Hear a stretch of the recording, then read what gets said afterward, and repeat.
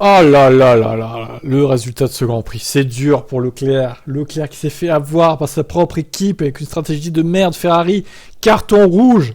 J'espère qu'il va les défoncer dans sa déclaration. Il mérite que ça. Ils sont nuls, Ferrari en stratégie, putain. Il méritait de gagner Leclerc là. Il avait dominé le début de course. Oh, c'est incroyable. Alors pour ceux qui n'ont pas suivi, hein. Pluie forte.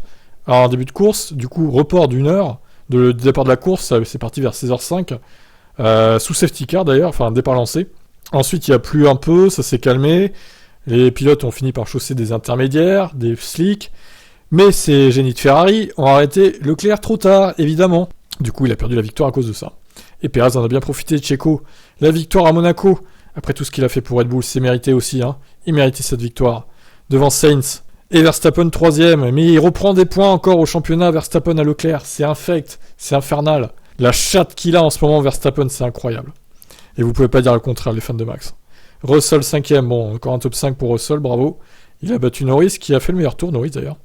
Alors, Alonso. Je viens de voir qu'Alonso, avec sa petite magouille de ralentir exprès Hamilton, il vient de faire perdre 2 points à Ocon au final. Ah, le karma est magnifique.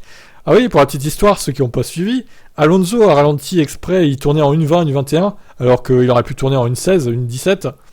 Il aurait pu, aller beaucoup plus vite. Il a ralenti exprès pendant 10-15 tours Hamilton pour tenter que Ocon dépasse Hamilton. Ce qu'il n'a jamais réussi à faire. Et tous ceux de derrière, du coup, ils sont restés à peu près au contact. Ce qui fait qu'Ocon, au final, il est 12ème. Et derrière Hamilton, donc, 9ème Bottas, Vettel qui marque un point, c'est bien. Gasly, 11ème, Ocon, 12ème, Ricciardo, 13ème, totalement inexistant sur cette course.